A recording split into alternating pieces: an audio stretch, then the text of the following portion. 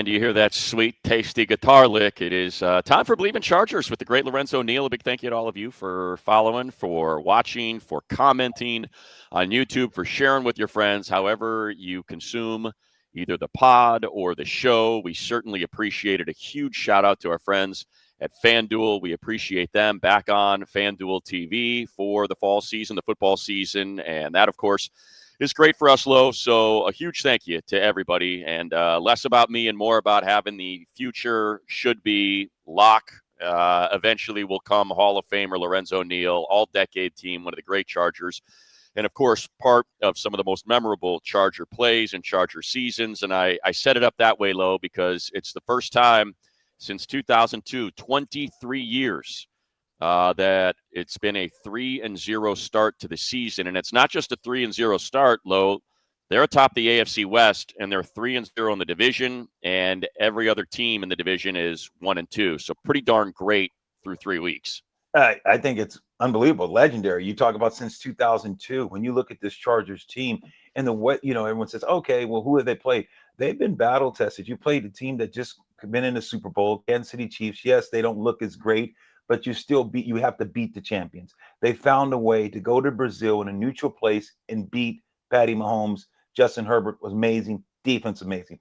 Week 2, you go to a place where, hey, the great Tom Brady is bought into ownership. He's in the Raiders, the Las Vegas Raiders. They just were 1-0 at the time. You have to travel, find a way, a very, very competitive Raider team, and you broke their will. And then you look at last week. You had the ups. That was last week against the Denver Broncos was the best game that I enjoyed the most because adversity struck. This was a game that you got to see what are they made out of? Can these guys get off the canvas, get hit with the 2-piece, take a standing 8 count, get a 10-8 round, and find a way to fight back in? You've been there. You've seen Canelo. You've seen a guy when a guy's dizzy and he gets off the canvas. Usually the champ goes in for the kill, and it's like the fight's over. You had a chance last week to see this fight over, and this Charger team said the fight it's not over. We just began to fight, and they got off the canvas and knocked out the Denver Broncos. I love the way that game played out. It was a great battle call, and it showed this team's resilience. Yeah, and look, you said it, right? It's adversity. It's overcoming an obstacle. You score the first 10 points of the game. Your defense is playing lights out, absolutely lights out until 53 seconds left in the half when you just have a miscommunication on the back end on a 4th and 2. And it's a great play call. You fake the crack toss and everybody bites on it. And next thing you know, you got a guy wide open for a touchdown on a 4th and 2 from your own side of the field at midfield. So you credit Sean Payton there. And I thought DJ made a great point during the broadcast calling the game. He said, the problem with playing the Broncos and Sean Payton, and it's so true, and I had never thought of it. He does such a good job of putting these things into simple sentences that we all can then consume is Sean Payton doesn't run an offense. You're not preparing for an offense. Sean Payton just runs a series of plays, and there's 9 million of them. And it's just, you're like, okay, I know what style of defense or how we should play this. Are we playing more man? Are we playing more zone? Are we playing quarters? Are we playing cover 6? Are we playing cover? There's none of that. It's just what play is he going to call, and can we stop it? And it's hard for a defense to find rhythm, and yet through the first, whatever it was, 19 minutes and 29 minutes and 2 seconds of that game, they've done a pretty darn good job of it. And the next thing you know, you said it, you get a 2-piece, and it's touchdown, field goal, and it's 17 unanswered. And you're like, what the hell just happened? Our defense had been dominating. And that's what you're speaking to, Lo, and you can speak to it better than I can because, you've been in those locker rooms at halftime. You've been on those sidelines, and our sideline reporter Shannon Farron did a great job of just constantly kind of communicating with us from being down there in the middle of it all and saying, oh, here's what Tony Jefferson's saying. Khalil Mack's now up, and he's coaching up there. And here's Derwin James talking to everybody. And there seemed to be a lot of that in that game. And it certainly had, just from my 9 years now doing it with the team, it felt like a playoff game. It felt like a game at the end of the season where, hey, division's on the line, playoff spots on the line. The way this game, the strategy of the game, the importance, just the edge, everything was at that peak level. And it's like, okay, your best is being demanded. Can you deliver your best? And they did. They did in those critical moments. Yeah, and I think both teams, like you said, both teams played their best, and both teams played like it was a playoff type of atmosphere. You heard, before the game, Sean Payton talked about this game could mean two. He Yeah. felt if they won that game, they were going to be leading the division because that would have given them one above the Chargers because they haven't played the rest. So if they won the rest, they would be in solely first place. So Sean Payton and that team knew how big it was. I went on a Denver show and Colorado show last week and talked about I wouldn't want to face Sean Payton's team because I know how the man he is. I know all week long he was going to be in guys' face. They dropped one in Indy. They should have won, could have won. They didn't win. They were coming off that saying, okay, let's not let this happen again. And they found a way to let it happen again. I looked at this game as like, okay, when you seen the Chargers, like you talked about, as well as they played defense early, and to let the big play get over your head, the fake toss, and then go the guy running down the seam wide open. You're like, wow, how could this break down? Because this was an opportunity to go up 13, to be up 13 to nothing at halftime, or possibly even more.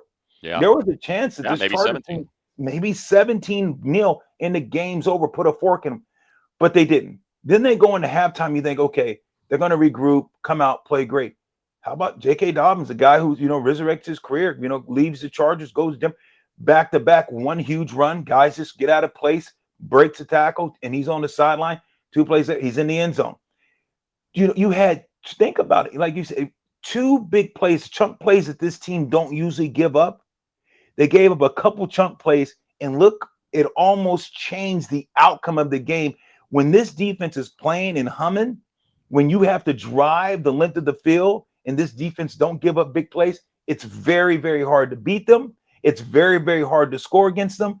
They gave up big plays, and teams score. When this team plays Charger defense and don't give up big plays, you're not gonna have no 17, 18 play drive for a touchdown. They're too good when they're buttoned up and technique sound. So hey, kudos to Denver. They found a way, but this Charger team showed great resilience. Yeah, we mentioned FanDuel. I want to point out, I'm getting a look at it right now. Chargers favored by 6.5. Alternate spread is 10.5 if you want to buy that and take those odds. And look, the Giants are a lot better than that. I think the money line is minus 290. So Chargers are heavy favorites. It'll be Jaxson Dart's first start. Of course, he's out of Utah to SC. Lincoln Riley comes in and plays Clay Helton. He brings Caleb Williams with him, so he ends up hitting the transfer portal and making his way out to Ole Miss. And Dart's an interesting one, just because I don't think, for people that, when you look at him, and I don't know, it's just because he's a white guy, I don't know, but he's a good passer, but he can really run, and he's a thick runner. He's like a Jalen Hurts type, where he's thick, he bounces off guys, he's physical. And so that's the kind of quarterback he is. And I think, when you think about Patrick Mahomes and all those scrambles, when you think about Bo Nix on Sunday and those scrambles, like, that's the one thing to keep in mind with Jaxson Dart is the threat of being able to run physically and break tackles. And if you can break tackles, he's got the athleticism and the speed to really kind of make you pay on that front. Russell Wilson, that's what he, very similar, right? Russell, thick, strong, was able to kind of shake off contact and make plays with his legs while also being a good thrower of the football. Like, it's similar, but instead of Russell, who clearly looks like he's lost maybe 2 steps, you got a guy in there who's spry, who's young. Now, the flip side of that, of course, is he's young and he ain't seen it. And Jesse Minter's defenses are very confusing. So you could do a number on him. Last year they ended up getting a lot of young quarterbacks that they took advantage of, some backup quarterbacks that they took advantage of. A lot of people pointed to that when projecting what the Chargers might look like this year as well. Look at the slate of quarterbacks. And you know what? I'll just pull it up right now. So I remember, like, the Chargers last year, let's see, 2024. So they had, if you go through it, they end up getting Drake May as a rookie, Bo Nix twice as a rookie, Kirk Cousins, and that was basically his last start. He throws those 3 interceptions. You remember he had, what was it? Was it he's still coming off the Achilles and just wasn't quite right. You had Will Levis in Tennessee. You had Spencer Rattler and Jake Haener. You're wearing your Bulldog stuff right now. Jake Haener for New Orleans. You had, so like, that's, You had Justin Fields, Bryce Young, all that stuff was going. So people pointed out Aiden O'Connell for Las Vegas. Like, I bring that up because, yeah, that's what they had. And look what Jesse Minter's defense did to them.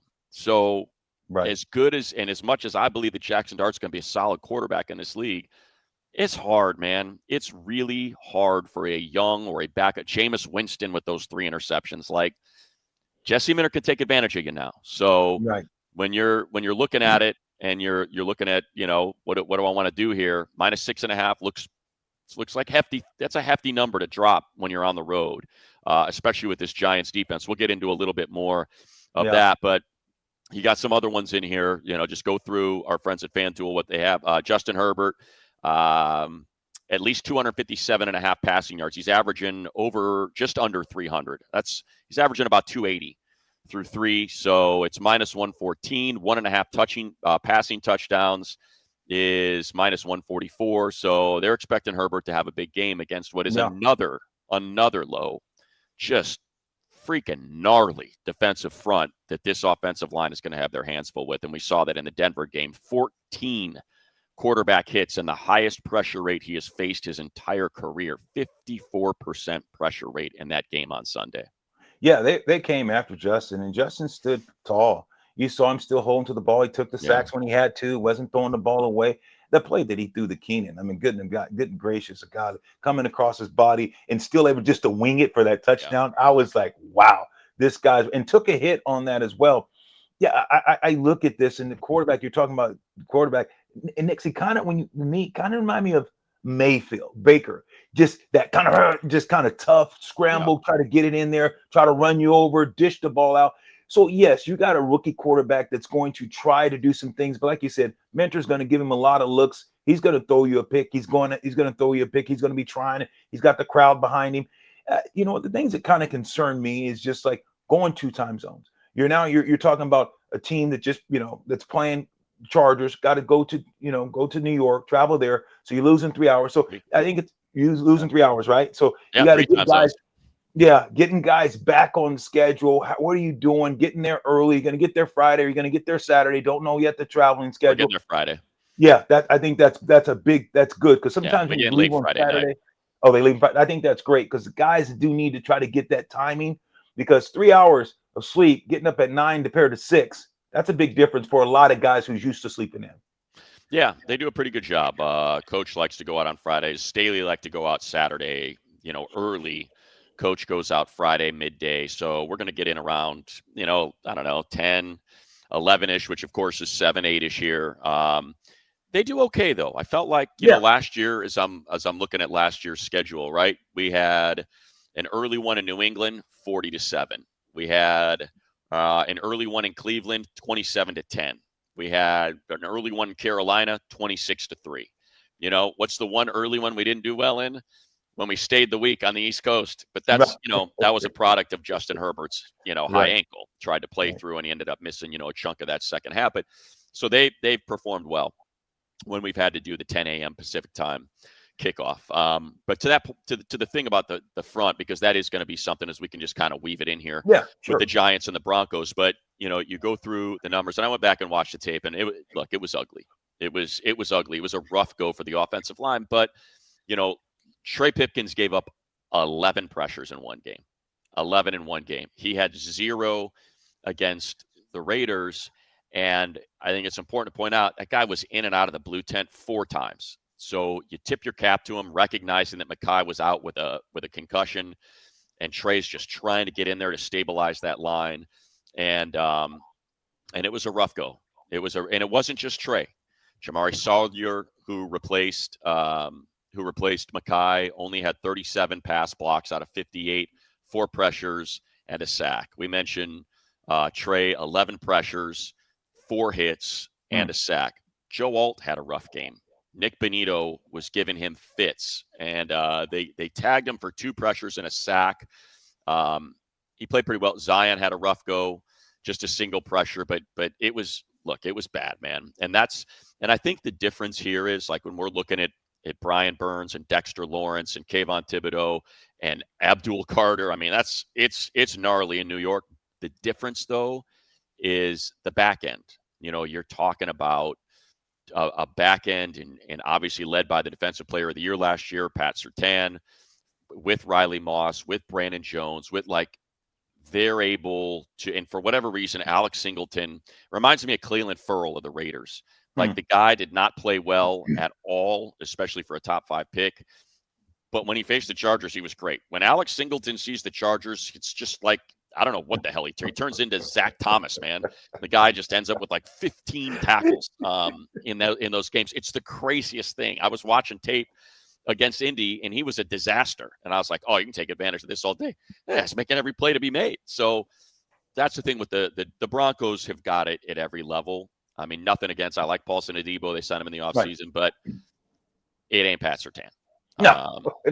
So that's where, and Herbert, gosh, you know what? I should pull it up. I know I'm a mess here, and I keep scrambling like this low, and I should be more prepared. Good. But you know me, I'm right. When you start thinking of something, you just boom, you want to talk about it and get it out right then, because in that moment, I want to make sure I give credit. So it's Derek Klassen from The Athletic had a great, and I love The Athletic. If you guys want to pay a premium for something, I'd recommend that. Our friend Daniel Popper, who's the beat writer, he's one of the best beat writers of any team here in Los Angeles, and he covers the Chargers, and his stuff is great. But Klassen put this together, and he charted Herbert versus Denver. So here's what he's got.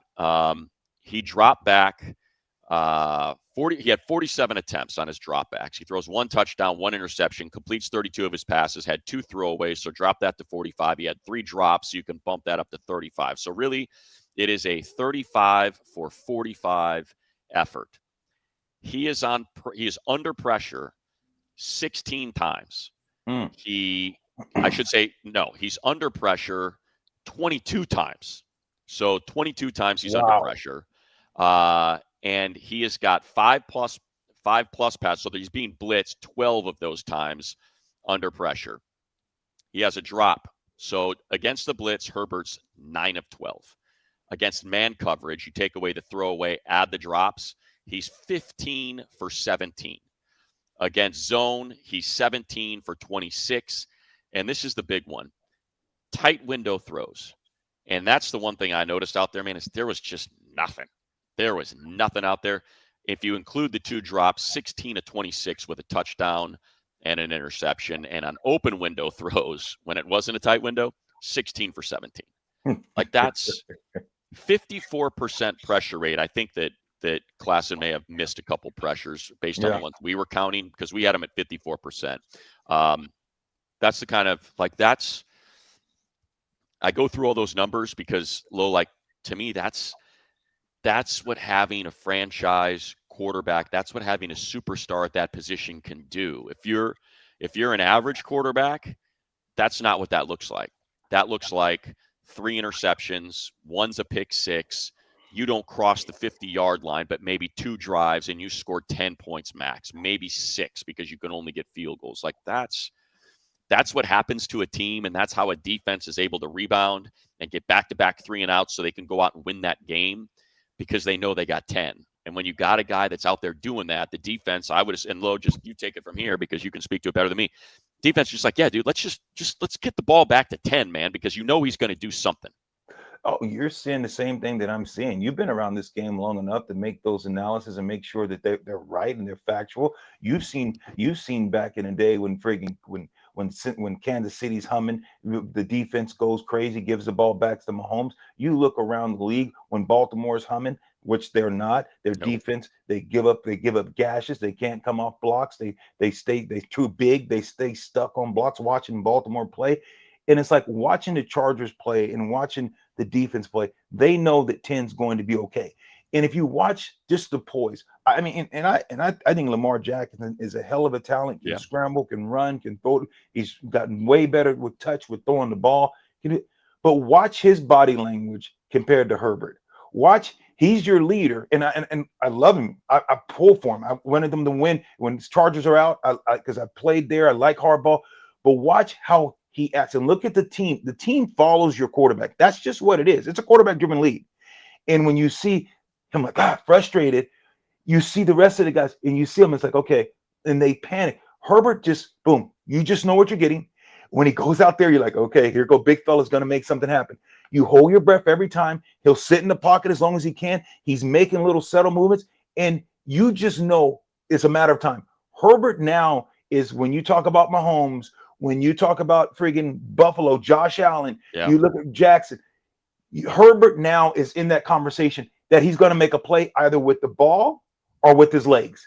That's what he's become. That, and he gets hit. The guy gets up. He's durable. He's looking downfield. He's looking to throw the ball.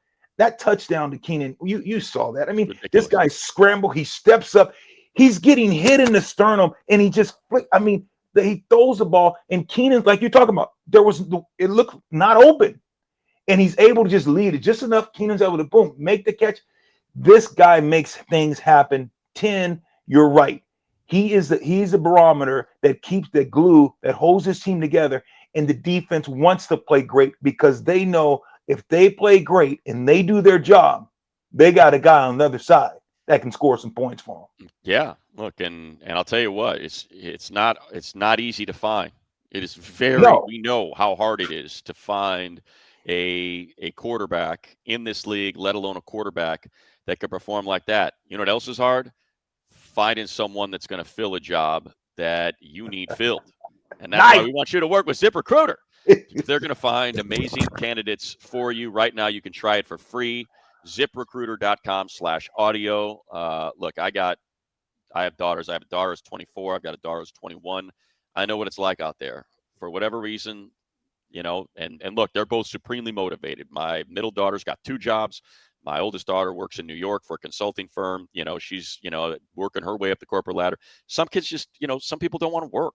It's hard to find people that want Right. to work, which is what ZipRecruiter can help you with. Their smart technology identify top talent for your roles quickly. They have powerful matching technology, and they are going to find people that want to work for you. The Justin Herberts of the world. Wow. Connect with top candidates ASAP. Use the pre-written invite to apply message. Personally reach out to your favorite candidates. Encourage them to apply sooner. So ditch the other hiring sites. Let ZipRecruiter find what you're looking for. The needle in the haystack. 4 out of 5 employers who post on ZipRecruiter get a quality candidate within the first day. Try it for free at the exclusive address ZipRecruiter.com/audio. That site will get you the free opportunity to give it a go. ZipRecruiter.com/audio. Again, that's ZipRecruiter.com/audio. ZipRecruiter, the smartest way to hire.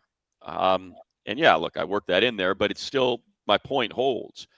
There is something to be said about, it's not a coincidence that Jalen Hurts was, celebrated and lauded for his time at Alabama, at Oklahoma, as a leader, as a leader of men. And when he got to Philadelphia, everybody talked about the work ethic, the belief in him when they would get the ball back. And I know it looked different, and you mentioned Patrick Mahomes. God knows we were on the wrong side of that multiple times when defense is just like, hey, man, I know we're down 4, but all we got to do is get the ball back, and he's going to take care of us. There's no doubt in my mind he's going to take care of us, and that's how I feel the Chargers are operating this year. And I think they always have, but this year just feels a little different. Doesn't it feel a little different? It feels different. Yeah. When you're up close, money, you're seeing them every day. I'm watching the game afterwards and watching it, still watching highlights and watching the game. What is the biggest? Because last year at times you've seen the line. We talked about the offensive line has to be better. Last year, your defense played they played very, very high level, getting after you, seeing things happen. What has been your biggest difference? Your biggest takeaway from last year to this year?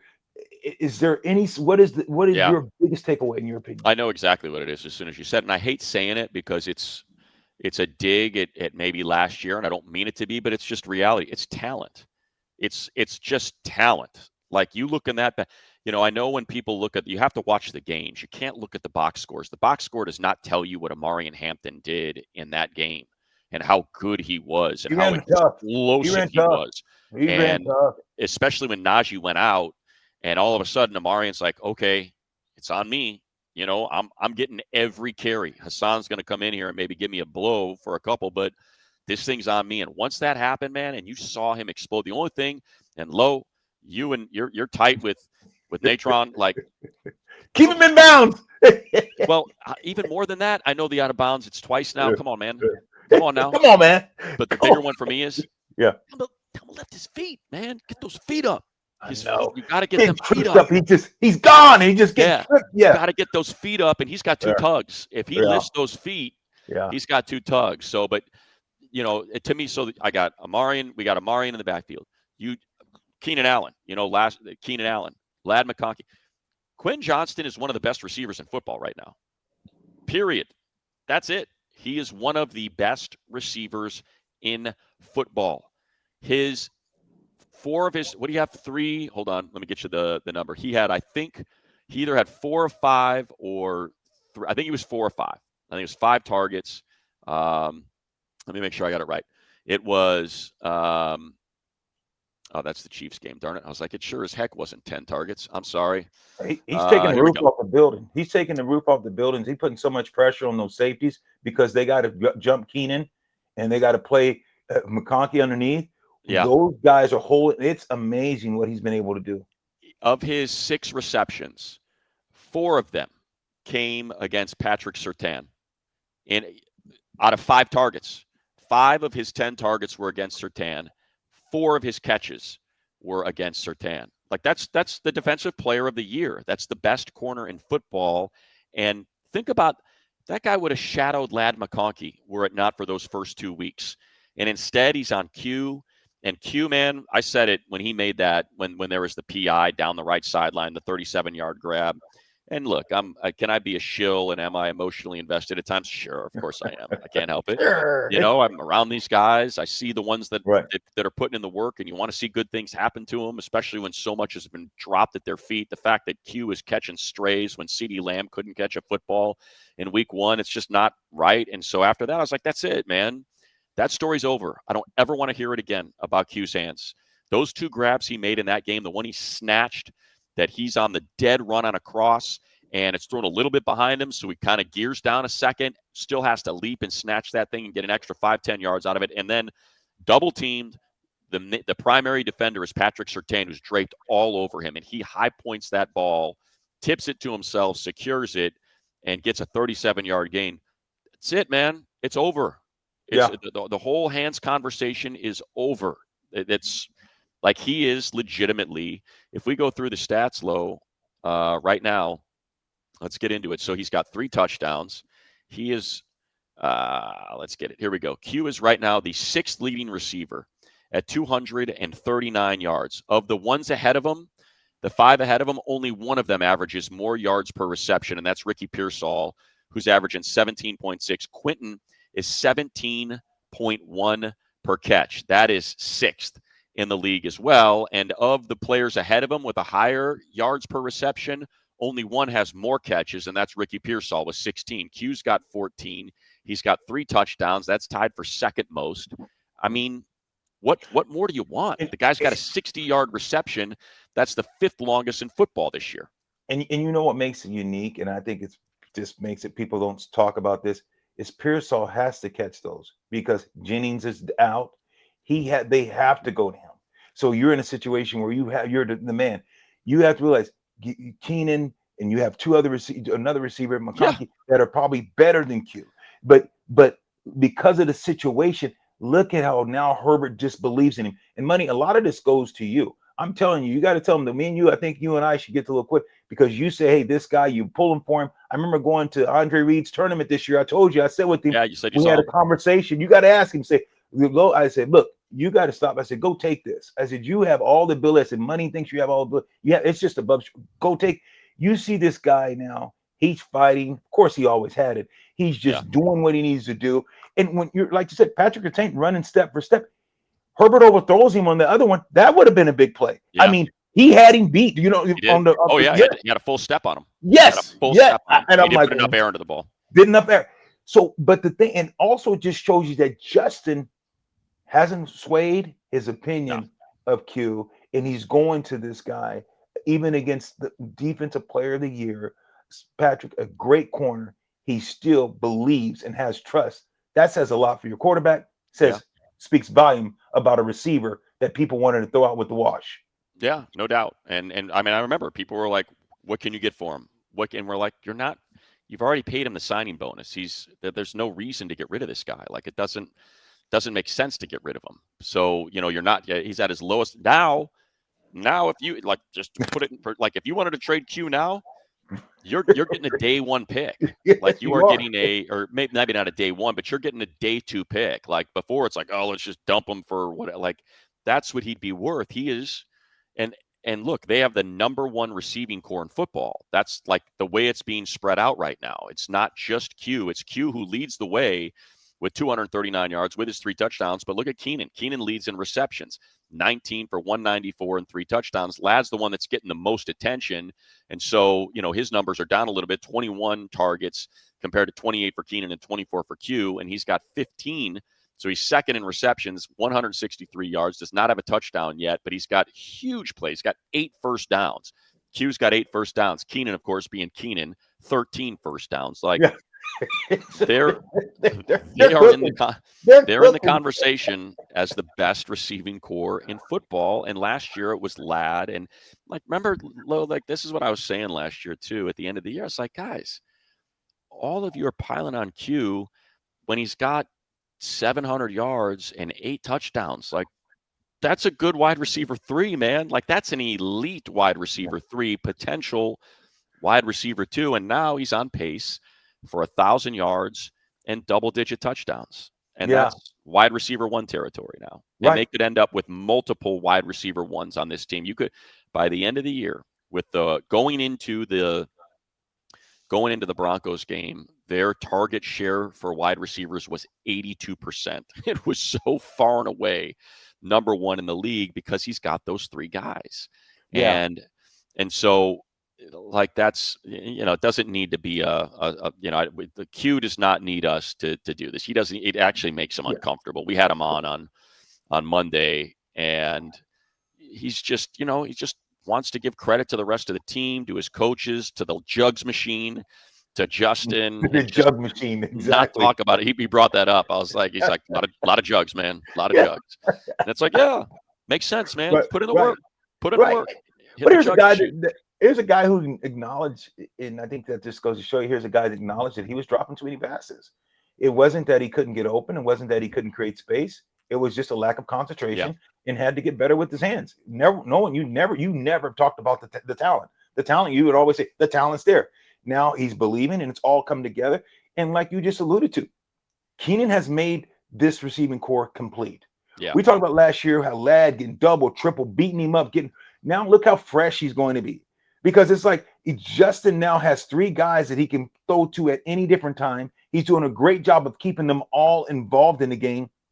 And oh, by the way, who is this tight end that you talked about that got some skills? And look, you said, Lo, this guy can run. You can detach him and move. Who is that guy the other day? I mean, he was all over the field. How about that? Guy's inactive for the first 2 games, and he's activated. And it's not just, hey, let's kind of run a little tight end screen for him. Let's throw him a little smoke route here, kind of get his legs moving.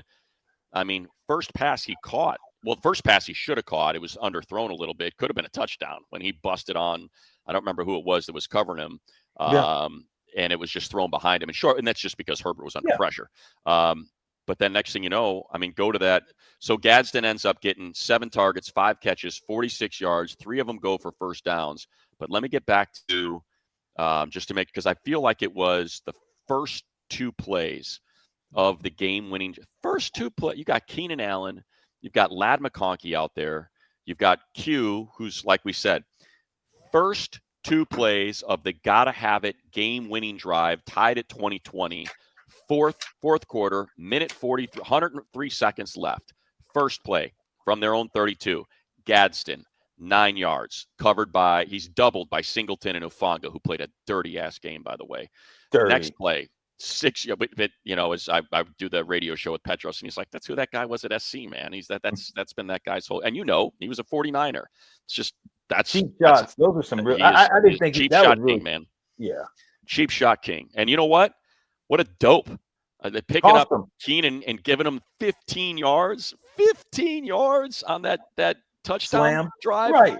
But yeah, so then the very next first play of the game-winning drive, 9 to Gadsden. Second play of the game-winning drive, 6 to Gadsden. Guy hasn't even played in the game, and you're on the most critical drive, a game-winning drive. Herbert's 13th, fourth quarter, come from behind, game-winning drive of his career. Only Derek Carr has had more, who's now retired since Justin came into the league. He has the most since he came into the league. And you're going to a 5th-round rookie tight end who had never played in an NFL game before. And guess what, man? It wasn't too Now, big for him. Wasn't too big for him. no, the guy, I was like, I said, Money's talking about this. I know I must have been up there. I was watching it. You must have been up there. You're like, oh my goodness, look at this guy.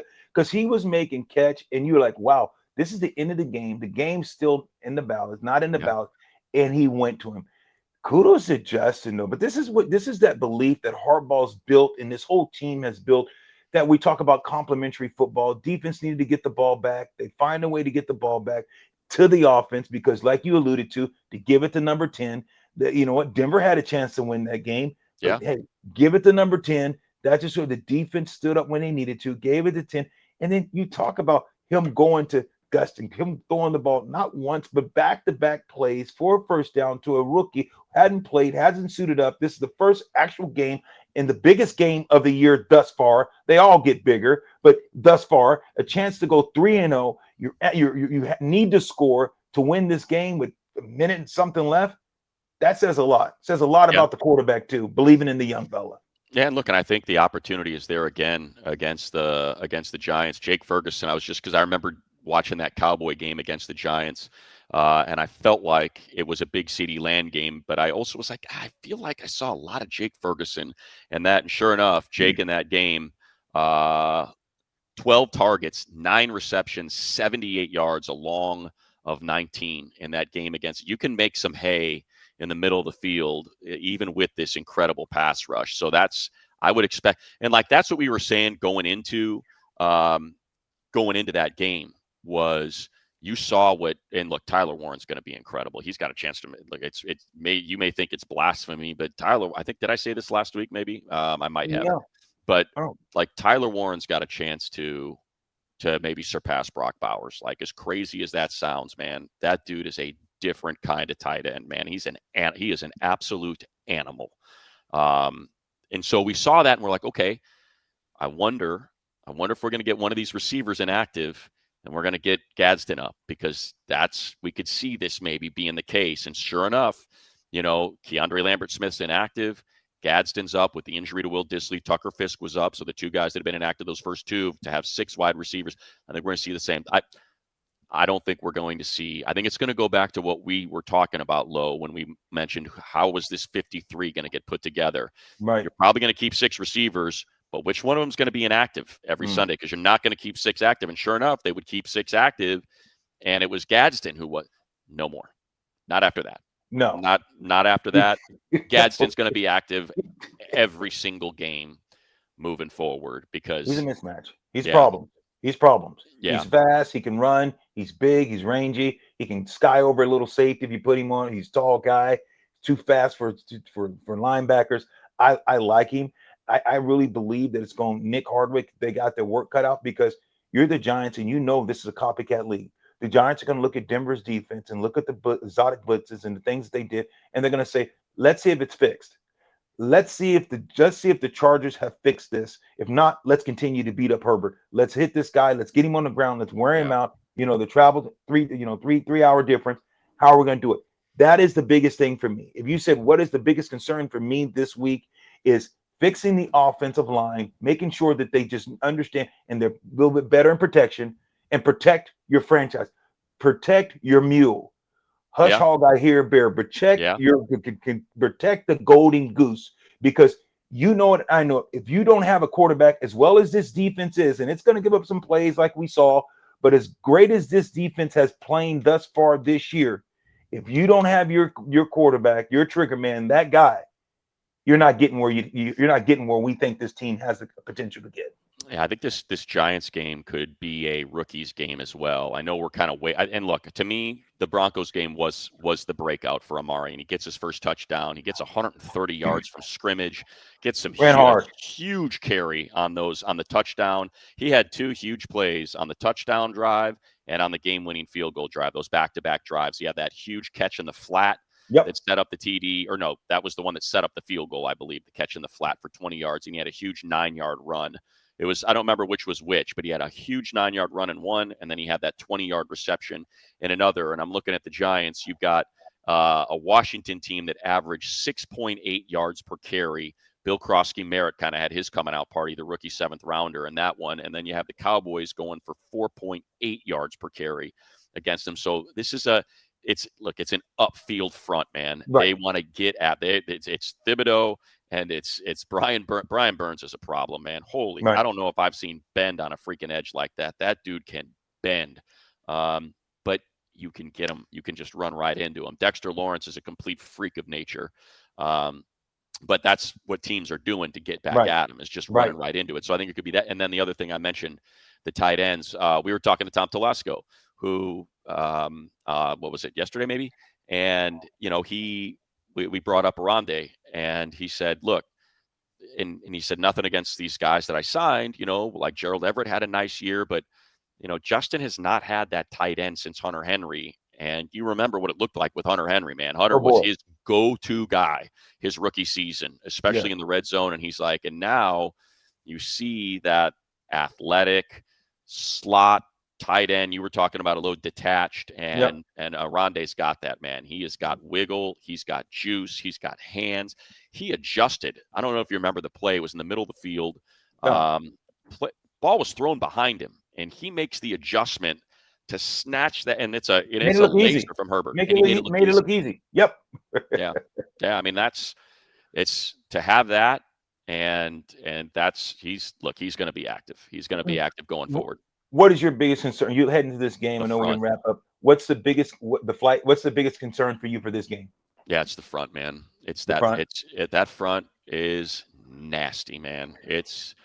And you gave up 14 quarterback hits and 54% pressures, and you're talking about Dexter Lawrence, Brian Burns, Kayvon Thibodeau, Abdul Carter. Like, it's nasty. Okereke, even you even kind of get to the linebacker level. The linebackers are solid, but that's what they're going to have to overcome. And I think And they just it's going to be tough to overcome that. Their offensive line just got back your tackle. The Giants just got back a pretty good tackle. You watched him play. Only had a limited pitch count. What is the offense? Opposed to the Chargers defense, and you think about what can the Giants do? Nothing scary. You look at their receiver; they got yeah. a true number one receiver, but you think they can take him away? What is going to be the key, in your opinion, defensively? I know this defense been playing lights out, but do you see the Giants giving them any type of problems? Yeah, I think it's just confused the quarterback. It's his first ever start. It's the NFL. It's Derwin James out there. It's Tarheeb Still, who I think is playing at a Pro Bowl level. It's Dante Jackson, who's got 20 interceptions in his career. Had 6 last year. It's just muddy up that picture. And like you said, look, Nabers is a problem. He's a heck of a player. I mean, a heck of a player. But You double him? um, Do you double him, or do you want what? I Or don't. you don't? I just think they're just going to play a ton of zone, and make that as cloudy a picture as possible for Jaxson Dart. Right? It's just going to Right. be make it as hard to figure out as you possibly can, and as opposed to, oh, let's run a bunch of guys at him and pressure him. No, because he's athletic. Because if he escapes, he can get on the move, and next thing you know, you got a guy in Malik Right. Nabers who's a 4-3 guy that can high point a ball and make life miserable for defenses. So just do what I do think. Like we didn't really get into defense. I feel terrible because they were the stars of the game again. I know. But like that defensive front, man, Jamari he is already a full-on starter in this league. Like the way he stacks, sheds, sees it, makes plays, the athleticism he has to chase guys down. I was impressed with a Boygby on the edge. They had Yeah. Caleb Murphy out there, and Caleb, I think, is just a little bit light. He got pushed around a little bit. He's got the athleticism and stuff, but just the way Jesse Minter plays defense, it's that Baltimore style. And you think about what their edges look like low. They never really have the track athletes. They have Yeah. they got beef, and I think that's kind of what you saw with a Boygby, where they just set the edge and let your playmakers let Derwin James make plays, man. Guy had 4 tackles for loss in a game, for goodness sakes. I mean, Yeah. 4 tackles for loss for a safety. Now, he's not really, he's a dime backer, he's a slot corner, but I think that's maybe an adjustment I could see without Khalil Mack, and I think they're going to have to do something. I think that's I think they're going to have to figure something out there. I think there's 3 weeks maybe too early, but I think after week 4, I mean, look, I wouldn't be surprised if the Chargers get this win Yeah. on Sunday. I wouldn't be surprised if we give a guy a ride back.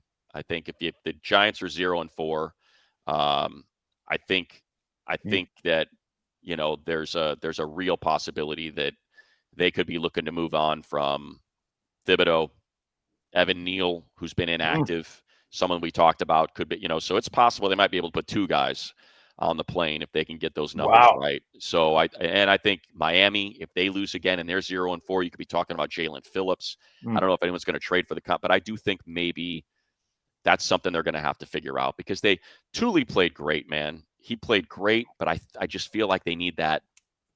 You want to get this guy one-on-one, Right. he's going to make you pay, man. He's Right. going to make you pay. And that's what Khalil was. Right. Khalil would make you pay if you tried to block him up Single him up. one-on-one. Yeah. So I do want to mention, here's the best way I could put it is you is my getting spammed. Why am I getting so many spam calls, by the way, these days? What happened to the do not call list? Why is every 3 minutes my phone is spamming? I'm sorry. I was waiting for that. Yes. You mentioned Malik Nabers for the Giants game. Delete Malik Nabers. Delete him. And I think defensively you can cloud that picture for Jaxson Dart. You know what else you need to delete? Bad people, data brokers. And I, again, Lo, speak from experience. I have had my personal information compromised, and it sucked. I was buying a new house. It cost me a 1/4 point on my mortgage because of my credit score. I didn't realize this jerk was applying for a bunch of stuff, ended up getting a line of credit at a tire store. Wow. That ended up costing me a 1/4 point, and that cost me a lot of money. Ended up having to go court. And anyway, Delete Me lets you take control of your data, keep your private life private by signing up for Delete Me. There's a special discount right now for you here at Believe. Get 20% off your Delete Me plan when you join Delete Me when you go to, this is the site, joindeleteme.com/pro. Use the promo code PRO at checkout. That's 20% off. Joindeleteme.com/pro. Enter the code PRO. Joindeleteme.com/pro. Enter the code PRO. Help make sure your online profile is protected. Incredibly important. So again, that's joindeleteme.com/pro. I just got a text from the incredible Lindsay, our producer.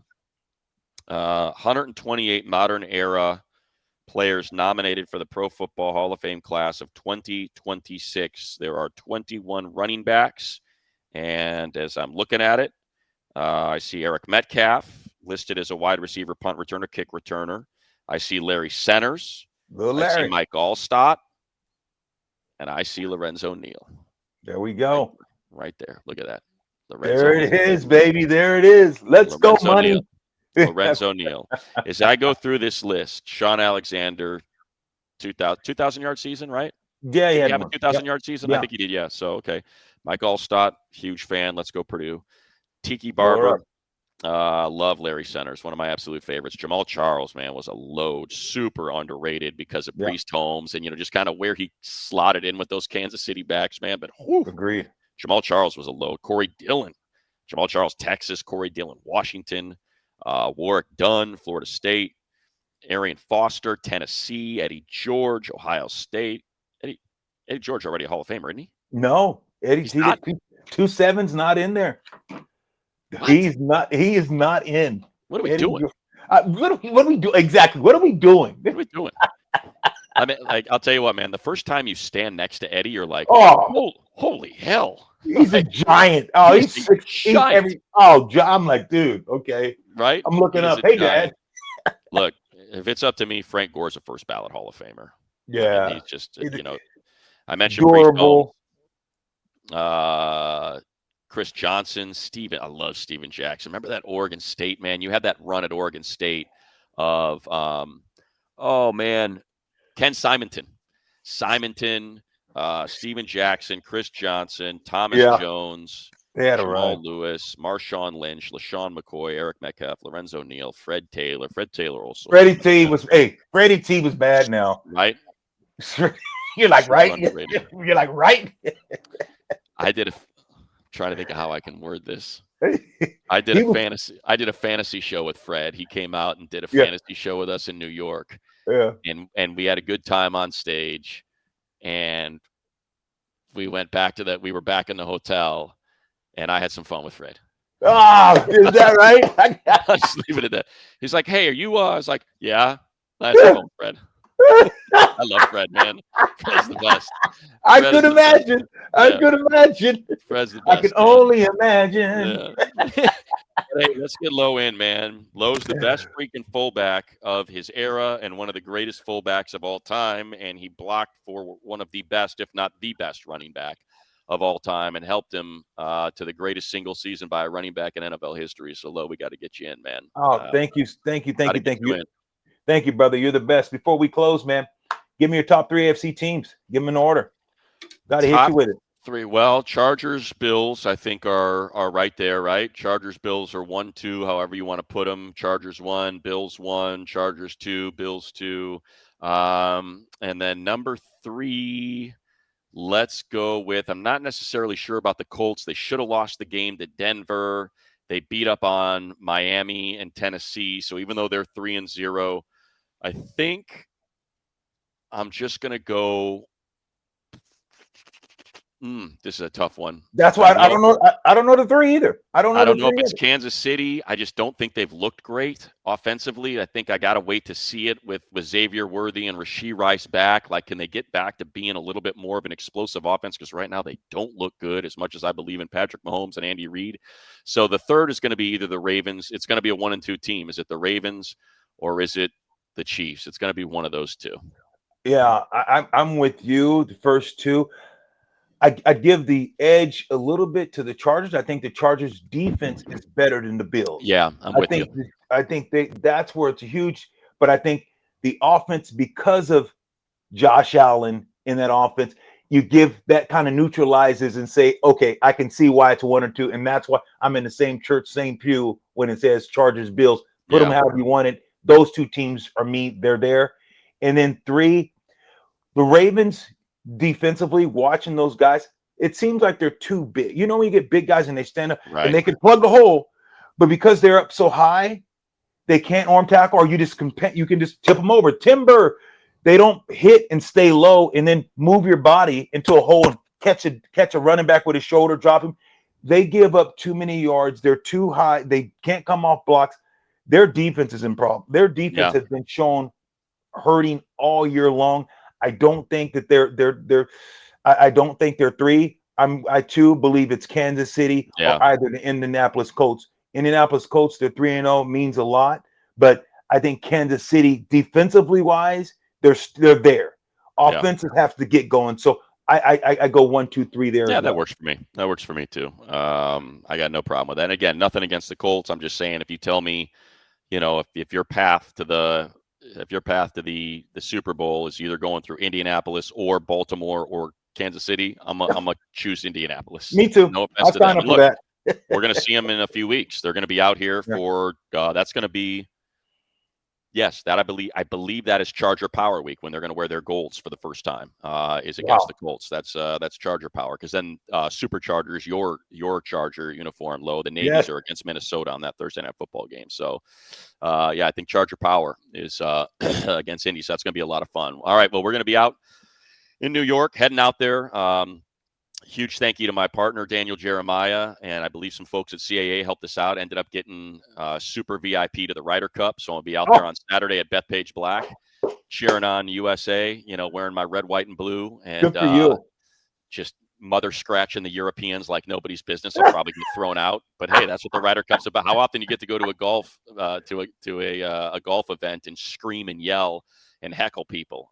It's going to be awesome. You. So, that's going to be freaking awesome, man. Good job, man. I'm going to have a heck of a weekend. Selfishly, I got that. I got dinner with my daughter that night, and she's going to be coming to the game. Ended up picking up some tickets for her, and through Vivid Seats. I'll just give them the shout out. Why not? I like using Vivid. So that's how I ended up getting her That wasn't too bad. Wasn't great, but it wasn't bad. I got her lower bowl, first, section closest to the field in the end zone. Pretty affordable considering, Wow. But that's probably thanks for being 0-3, New York. If they're 3-0 and it's 3-0, I bet those things are triple the cost. So excited about that, but looking forward to it. A big thank you. Oh yeah, and how about this? My our friend Preston, who does our intro music, she ended up picking this thing up for me. This super She's the cool best. football. I'm a big Snoopy guy. I've always loved Snoopy. So, we're almost up at the greatest, as everybody likes to point to, the great, you're a great, it's the great pumpkin, Charlie Brown. Wildly under, and of course, the Christmas special. Christmas Right. time is here. Thanksgiving. The Thanksgiving Charlie Brown is the special of note. That's the best one.